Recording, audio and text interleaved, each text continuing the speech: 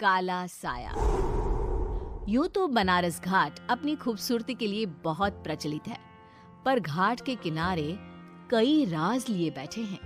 ये कहानी शुरू होती है बनारस के घाट के पास बने ममता निवास से, जहां प्रिया लाल जोड़े में ममता के घर उसकी बहू बनकर आती है। आओ आओ बहू, घर को अपने पैरों से पवित्र करो। ममता घर की दहलीज पार कर ही रही होती है कि अचानक एक बहुत गंदी सी बास पूरे घर में फैल जाती है।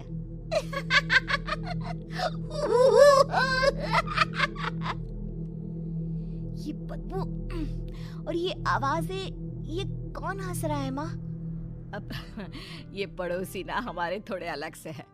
कहाँ हम शाकाहारी और ये मांस मच्छी खाने वाले। छोड़, तू ध्यान मत दे और गृह प्रवेश कर। और हाँ बहू, अपनी सास की एक बात हमेशा याद रखना, इन पड़ोसियों से तो कभी बात नहीं करेगी। अच्छे लोग नहीं है ये। अपनी सास की ये बात मानेगी ना बेटा? हाँ माँ, जो आपकी मर्जी, मैं उनसे बात नहीं करूंगी। अगले दिन प्रिया अपनी पहली रसोई बनाने रसोई घर में जाती है। ये छोकी बात तो नाक में जा रही है। एक काम करती हूँ, खिड़की खोल देती हूँ। प्रिया खिड़की खोलने जाती है। इतने जाले, लगता है इस खिड़की को कभी खोला ही नहीं गया। पर ऐसा क्यों? ओह, नॉन वेज की स्मेल आती होगी ना। 2 मिनट के लिए खोल लेती हूँ, फिर बंद कर दूंगी। प्रिया खिड़की खोलती है। खिड़की खोलते ही उसकी नजर सामने वाले घर की खिड़की पर पड़ती है, जहाँ एक लड़की खड़ी होती है, हाथों में मेहंदी, लाल रंग की साड़ी, बिल्कुल सजी धजी, मानो प्रिया की तरह ही वो भी नई नवेली बहू हो। वो प्रिया को देखकर मुस्कुराती है। हे भगवान, माँ ने तो इनसे बात करने को मना किया था। प्रिया फौरन ही खिड़की बंद कर देती है और तवे पर चढ़े रोटी की ओर देखने लगती है, पर वहाँ रोटी न होकर मछली पड़ी होती है। ये क्या? पहली ही रसोई में इतनी बड़ी गलती। हे भगवान, अब मैं क्या करूं? प्रिया बहुत डर जाती है और फौरन रसोई की सफाई करने और फिर सभी के लिए खाना बनाने लग जाती है। जब वो सबको खाना परोसती है, सब तो ठीक है, मैं बेकार में चिंता कर रही थी। हे भगवान, ऐसे ही बस अपनी कृपा बनाए रखना।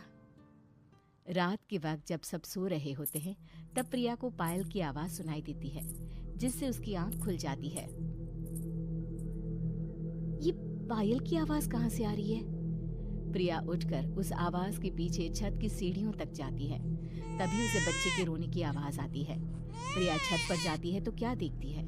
वही लाल साड़ी वाली लड़की अपनी गोद में एक नवजात बच्चे को घुमा घुमा कर सुला रही है। तभी प्रिया की नजर उसके पेट पर पड़ती है। ओह गॉड, ये तो प्रेग्नेंट भी है। सुनिए, बच्चा सो नहीं रहा है क्या?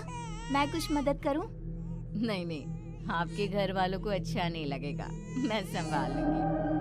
स्नेहा की गोद से बच्चा हाथ मारकर प्रिया की गोद में आने को छटपटाने लगता है। दोनों घर अगल बगल में बने होने के कारण प्रिया उस बच्चे को गोद में ले लेती है। प्रिया के पास आते ही वो सो जाता है।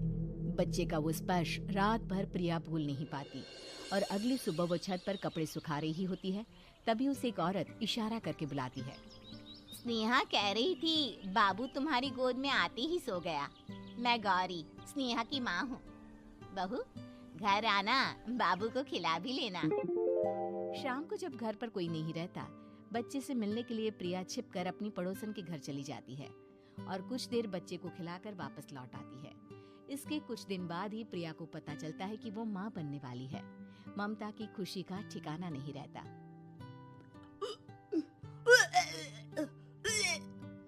माँ जी, पता नहीं क्यों उल्टी आ रही है। प्रिया भागती हुई वॉशरूम में जाती है तो हरे और लाल रंग की उल्टी करती है। उस उल्टी में से कीड़े निकलते हैं। ये क्या? खून और ये कीड़े! माँ! माँ! प्रिया की आवाज सुनकर ममता दौड़ कर आती है, पर बेसिन में कुछ नहीं होता। प्रिया हक्की बक्की रह जाती है। ये सब क्या हो रहा है? प्रिया घबरा जाती है और अपने कमरे में जाकर सो जाती है। डर के कारण वो इतनी थक जाती है कि उसकी आंख लग जाती है। तब उसे ऐसा लगता है उसके पेट पर मानो कोई बैठा हुआ हो। कौन हो? प्रिया के पेट पर एक 5 महीने की बच्ची बैठी हुई थी, जो बुरी तरह जली हुई थी। माँ, तुम ही मुझे लाई ना अपने पेट में। मैं तुम्हारी माँ नहीं हूँ। कौन हो तुम? माँ, देखो मैं जल गई बुरी तरह से। 6 महीने पेट में रहने को भी मुझे नहीं मिला। सहला दो ना माँ। बचाओ, बचाओ, माँ! ममता दौड़कर कमरे में आती है। प्रिया की बातें सुनकर वो सब समझ जाती है। तू कहीं बगल वाले घर में तो नहीं जाकर आई ना बहू? मुझे माफ कर दो, मैं गई थी माँ। उस घर में सब मरे हुए हैं बहू। कई साल पहले स्नेहा उस घर में बहू बनकर आई थी। कुछ ही दिन में वो एक बच्चे को जन्म देने वाली थी। पूरा घर बच्चे के आने की खुशी में खोया था कि एक दिन अचानक उस घर में आग लग गई। सब बुरी तरह जलकर मर गए। गौरी आज भी दादी बनने का इंतजार कर रही है और इसीलिए स्नेहा ने अपना अजन्मा बच्चा तुम्हारी कोख में डाल दिया। ममता ये कह रही होती है कि पीछे से उसके पैरों को एक बच्चा पकड़ लेता है। दादी, दादी।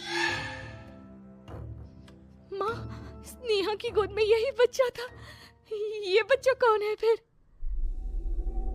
तेरी मौत है। तेरी भी दादी। जिस चीज का ममता को डर था वही हो गया। ममता निवास के ऊपर मौत ने चादर बिछा दी थी। प्रिया का पेट ऐसे बढ़ जाता है मानो 9 महीने का हो। 2 हाथ उसके पेट से बाहर निकलते हैं। बहू, संतोष को फोन कर, किसी पंडित जी को बुला बहू। प्रिया का पति भागता हुआ घर आता है। ये तो होना ही था माँ। तेरा पाप तेरे सामने आ गया तो तू सह नहीं पा रही है। स्नेहा घर में आग लगी नहीं थी, माँ ने लगाई थी, प्रॉपर्टी की लालच में। और वो बच्चा मेरी पहली पत्नी का बच्चा है, मेरा बेटा, जो कि उस आग की चपेट का शिकार हो गया था। मैंने तुमसे ये सब माँ के कहने पर छुपाया था। मुझे माफ कर दो प्रिया। तुम अगर चाहो तो यहाँ से जा सकती हो। मैं तुम्हें किसी भी बंधन में रखना नहीं चाहता। मेरी शादी हुई है आपसे, मैं आपको छोड़ नहीं सकती, पर उससे पहले हमें स्नेहा, उसकी माँ और बच्चे की आत्मा की शांति करवानी होगी। संतोष और ममता गौरी के घर जाते हैं। अंदर सब कुछ जला हुआ होता है।